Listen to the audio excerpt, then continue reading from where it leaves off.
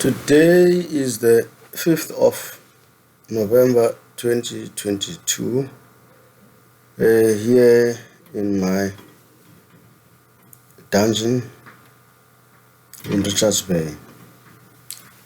It is important that we need to put everything into perspective regarding the current history of our nation. Like I've said earlier on that South Africa is now at the crossroads. There is a need for regime change, and the support of the ruling party is dwindling rapidly, and the country is fast going towards what is known as a failed state. It's a phenomenon that befalls every African nation, from Ghana to Libya to Tanzania, Malawi, Mozambique, Lesotho. It has happened that you find yourself in being a failed state. This is an opportune time for opportunists who want to take over the country because of the gap that has been created by the lack of leadership from the ruling party. We cannot blame the failures of this current regime to them per se. History has brought us to a stage where South Africa has to be ruled by blacks, whether they are competent or not.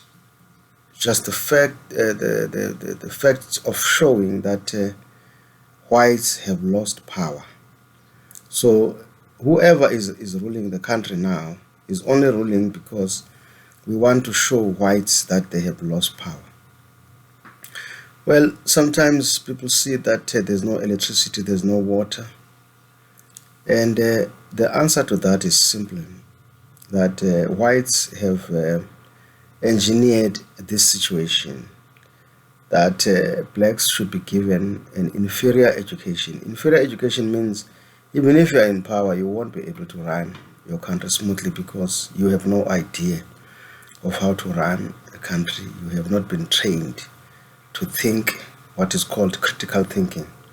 You are just here to run the country, copying from the existing books and using the very same procedures that were used by your predecessors.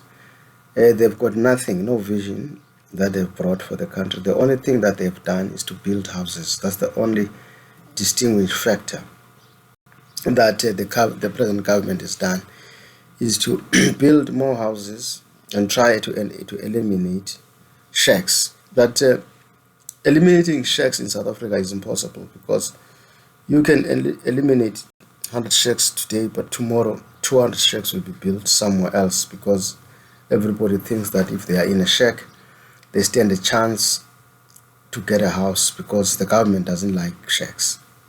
So that's the mentality that is being branded around by the poor South Africans. Whites, especially the National Party, had made sure that black people are given inferior education. So when people with inferior education are given a task to govern a country, the present situation can be expected, where there will be no lights, there will be no water, and the roads will be filled with potholes, where people will be unemployed because they don't have a plan as to how to create employment. So it's an opportune time for these small parties to gain momentum and have a voice, promising people that they can do better. They cannot do any better because they are also the victims of the same Bantu inferior education. Nothing has changed dramatically, and nothing has changed in as far as education towards governance. Nobody knows anything about governance, and the people that are in power are just rhetorics, who will talk the language of the poor in order to gain support. So they bring nothing to the table. They've been in power, they've been in government for something like 7 years, 8 years, but there's nothing to show. There's nothing to show other than driving flashy cars and wearing labels that distinguish them from the poor.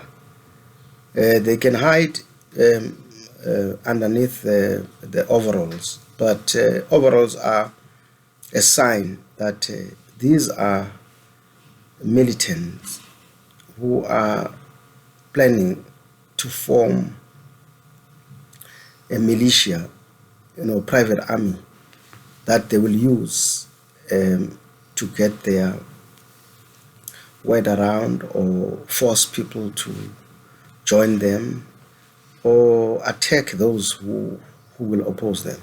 This is exactly what happened in Germany. I am always tempted, to compare our situation with the German history, where Hitler rose to power, a small man with a small brain and a big nose, who planned to get everybody, every intellectual around him in order to get support and expert knowledge, and then he will be regarded as the best leader ever in Germany.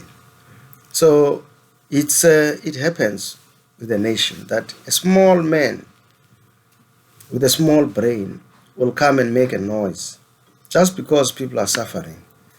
They will think that what he talks is sense. This is exactly what is happening to us today in South Africa with the guys in red overalls. They are making that noise. They are talking the language of the poor. And the poor have fallen into that trap in that they are supporting them, and they will definitely end up running the country. And after they run the country, there will be chaos. It is expressly desirable that we talk about these things because sooner or later, the issue of EFF, ATM, and all these small parties like the Black Land First, Black First Land First, are going to be the huge problem in South Africa, because people will follow them, like how the German population followed Hitler when he told them that Jews are a poison that needs to be eliminated. We here today in South Africa, we hear of somebody, after all the efforts of reconciliation, who still makes his points on the basis that everybody who is white is a beneficiary of apartheid, so they should shut up. I mean, why would you say that? When you lack facts, the only thing you can do is to appeal to the emotions and attack people who are still to be born and call them beneficiaries of apartheid. The political situation in South Africa has changed. The land question is in the hands of those that are in government, whether in the opposition benches or ruling. The situations in South Africa economically depends on them. It is up to them to change it. You cannot blame apartheid after 28 years in government, because you had the political power. They have the political power. They can come together and change the laws, especially when it comes to the land question. The problem that we have in South Africa is that nobody has a clue as to how to tackle the land question, because in fact we are led by people who are cowards who, instead of fighting whites out of government, they opted for negotiations. So if you opt for negotiations, then you cannot expect that the person that we have been fighting against will just give everything to you and just like that, as if you have won. So the problem of land in South Africa will linger on until intellectual people come together and sort it out, because it is so easy. The only manner of resolving the land question in South Africa is that nobody should use the land solely for his selfish benefit. The land should be used to benefit everyone. If you own a farm, you can only do farming, that is now planting the crops, but storing the crops should be given to someone else. Transporting that crop should be done by somebody else. Marketing the crop should be done by someone else, and also exporting and exporting the crop should be done by some. In that way, nobody will solely benefit out of the land. The land will benefit everyone, because the idea of forcefully taking land from whites will definitely cause great harm in our country, because obviously whites came from Holland. They still hold their surnames: Van Aert, Klein, Van der Merwe, Van der Spain, Van der Spy, everything. They still use those surnames, so they've got their ancestors there. And if any black person in Africa starts to worry them, obviously the NATO allies will come and say, let's rescue our own because the blacks are ill-treating them. So any stupid manner of grabbing land from whites without using your brains will result in a war of capitulation, where these countries like America, England, Germany, all those European countries will come to South Africa and say, let us have regime change and a government of national unity, if you like, and then place the whites back in power.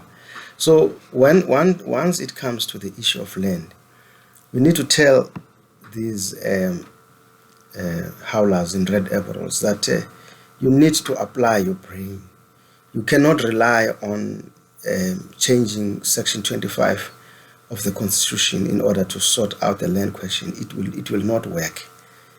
That section says people should be compensated, but land can be taken from whites in a way that it becomes useless for them, because if you've got land, anybody who's got land should make sure that the land benefits everyone.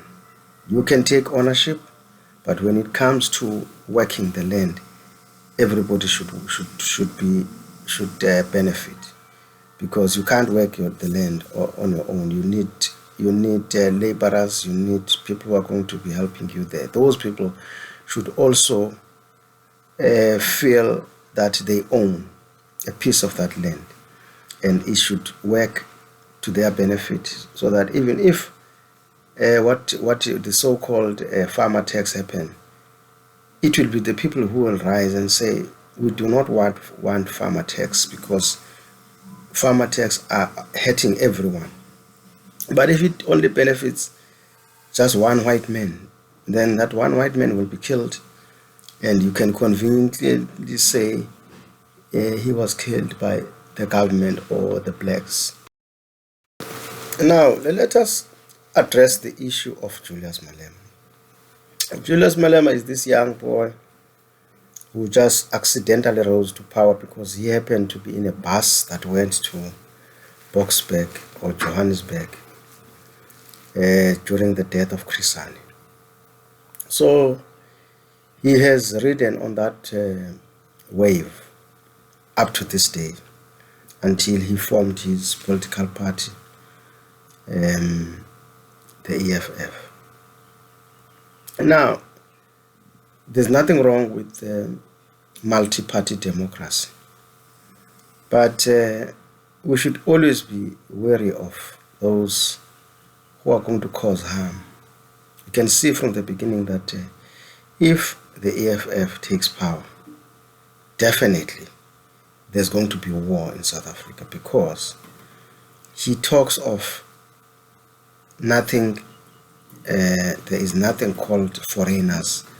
All black people are Africans, and he is correct. He is correct, and I support him 100%. And I also support him when he talks of the borders. But he should go further and say these are the borders that were formed during the Berlin Conference in 1884 in Berlin by Europeans who saw a possibility of themselves fighting amongst each other, because there was no order in Africa. Everybody wanted a piece of the African soil. That's where we were talking about something called the scramble for Africa. So the scramble for Africa arose where every European thought in order to alleviate their problems, they must come and exploit the natural resources in Africa. And that happened. But unfortunately, there was no order. And that caused them to fight amongst each other. So they came up with a plan to say there must be a conference in Berlin in 1884. They could not agree up to 1886, and where they found a solution of dividing Africa into these states, because all these states were rivers. Nigeria is named after the river Niger, and any other, the Kenyans, they are also named after the mountain Kenya. So they used all those Congo, it's also Congo River, so they named that area as the Congo. So there were no borders. There were no borders at all in Africa. Africa belonged to everyone who lived in it. So because whites wanted to appease each other and make peace among themselves, they came with these borders that are now making us to call our own African brothers foreigners in Africa. There is no foreigner, there is no black foreigner in Africa. Even those who are in the diaspora were kidnapped and taken by force to go and be enslaved in the Americas and Europe. They belong to Africa. They have a right to come back anytime they want.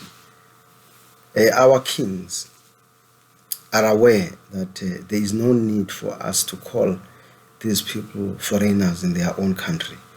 When they come back, we should embrace them and accept them as our brothers. I know that might cause a war if we accept them. If we say all the Americans, if they want to come back, black people from Brazil, Venezuela, Argentina, if they want to come back, they are allowed. That will cause turmoil, because our oppressors will say we are meddling in other people, in other states' affairs, and yet we are just claiming our people to come back to their fatherland so that they cannot be shot just for jogging in the American streets. Now we've got black people being shot just because he was jogging in a white neighborhood where he also stays. So that's a tragedy of a black person. The dangers that we have with the EFF is that today they are using the Mein Kampf. They are using the Mein Kampf to the T. The Mein Kampf is a very good book for a racist. If you are going to follow the Mein Kampf, then you must know that you are a racist, because it only took care of the German race, what was called the Aryan race. That it's a plan to make the German nation the greatest nation on earth, that everybody should bow down to the Germans. So I see the FF following exactly the same pattern. What is good about the Mein Kampf is that it makes sure that it delivers to the population, or to the German people. It made sure that it delivers. Everybody was to be given a car. Everybody was to be made a soldier, and almost everyone became a soldier in Germany. And the sole aim was to conquer the whole of Europe. France, they conquered Poland, they conquered Austria, Czechoslovakia. They tried to conquer a huge part of the Soviet Union, but when they wanted to go to Moscow, that's where they made a mistake and failed. That is exactly what the EFF is going to do. The EFF, as we speak, have got they have got membership in Namibia, in Botswana, in Lesotho, in Zimbabwe, Swaziland. And that is very dangerous, because it now gives them the power to go into those countries and say, we will support you, because South Africa is one of the economical viable countries for now. So they can use that leverage in order to conquer or take over these neighboring countries, which I think is the worst that can happen, because other people are not going to allow it. They would want to keep their sovereignty, and knowing the diplomatic IQ of the FF, obviously they are going to bulldoze and force those nations to be under South Africa in the name of doing away with the 1884 Berlin Conference borders. But the only problem that they are going to do is to force the African unity. You know that people like Kwame Nkrumah have preached about African unity many years ago. That is why today we have AU, African Union, which was derived from the OAU. So they will push that agenda, but they are going to push it recklessly, because Africa has a problem of the languages. Today we speak English with an accent, and there are other countries who speak Portuguese, Spanish, and those people, just because of the language, wouldn't want to have a president who cannot speak Spanish or Portuguese. So there will be resistance. And also there's going to be resistance when the EFF wants to take over Africa and unite it, like how Gaddafi dreamt of one Africa where he will be the king. So this is exactly what is happening with the CIC. CIC wants to rule Africa, and that's his ambition, and he said it, publicly, that he wants to rule Africa. He's not worried about South Africa, but he wants to rule Africa, and it's going to happen. It will happen at a cost, and it will cause a world war, because the Europeans will take advantage. Once there's one person complaining that he doesn't want to be ruled by EFF, then that will be a call for war. That will be the declaration of war against Africa by the Europeans in the disguise of helping that solitary voice that will be saying we don't want to be amalgamated into one African Union. And it is very possible because whites will complain. They have complained in Zimbabwe. That is why Zimbabwe is today a failed state. Because if you touch them, definitely you're going to be a failed state. We are fast going towards a failed state today in South Africa because there's been this talk of taking land from whites. And what happens is whites will make sure that we become a failed state. And there have been complaints that this government is not doing well. The problem is that because they had no idea as to how to go about running a country, they came to a country which had power stations, made only for a few white people, and they then installed electricity in every household without constructing power stations so that they can be able to distribute electricity for everyone. It is impossible that if we had a loaf of bread that could feed 10 people, and then you bring 60 people and say they must also get fed in that one loaf of bread. The best and the logical thing you can do is to multiply the bread so that it feeds everyone. This is exactly the same mistake that is done by the South African government. Before you even think of installing water taps in every household, you must start building reservoirs so that there is enough water to satisfy the need of everyone. Same thing with electricity. Same thing with roads. The same thing with because if you do that automatically, you are creating jobs. The same thing that we need to do with so much land that is lying there, not being used, and we are busy saying we should take farms from whites. And some whites have given land to blacks. They've given their farms to black people. Places like Melmoth, Babanango, in Cape Town, in Limpopo. Malema himself had a farm, and he could only grow the cabbage and pose for pictures, but he did not know what to do with it. And as it is now, it has been taken. Because he got it illicitly, he didn't even contest or protest or challenge anyone who took his farm, but it was taken. And that farm is not being used as we speak. It's lying there. No one is using it because it has been taken. So he made it political. He had no ambition of being a farmer.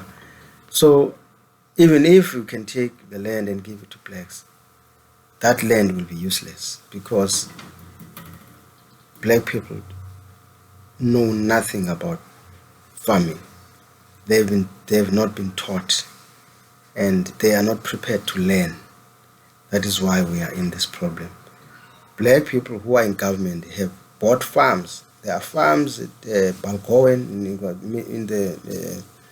in the Natal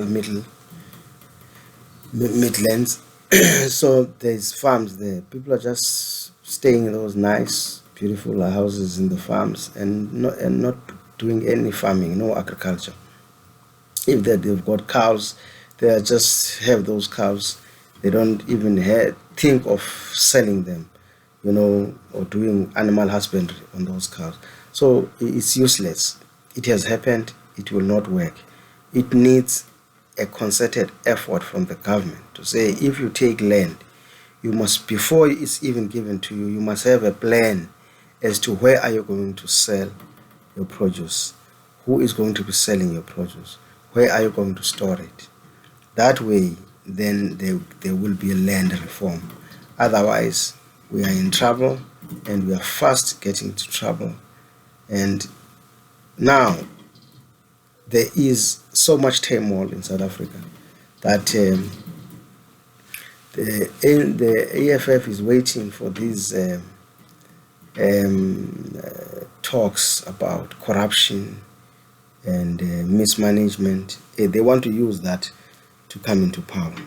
It might lead to a civil strife, and that civil strife will benefit the people like the EFF in order to get into power.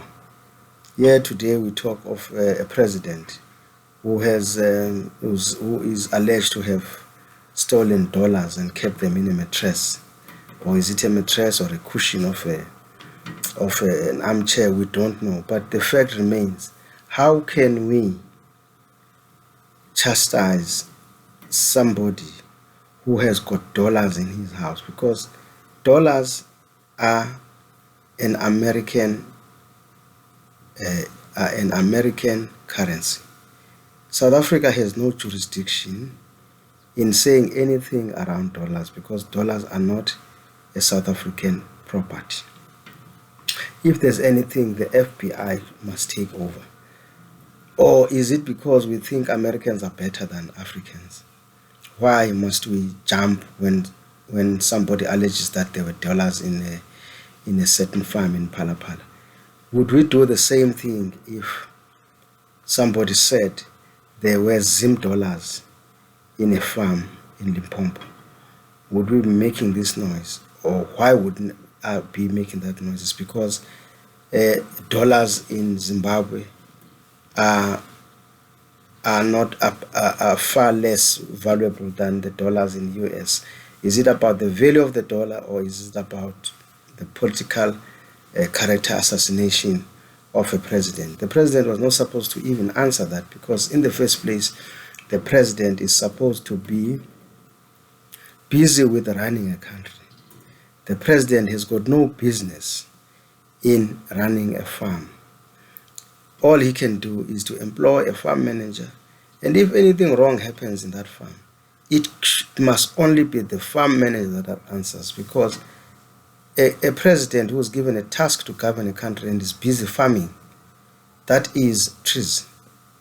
So if Ramaphosa claims that he is busy doing auctioning his animals, while he's supposed to be making sure that Africans are working, there is electricity in our country, there's water, and he's busy with the auctioning of game in his farm, then we have a problem.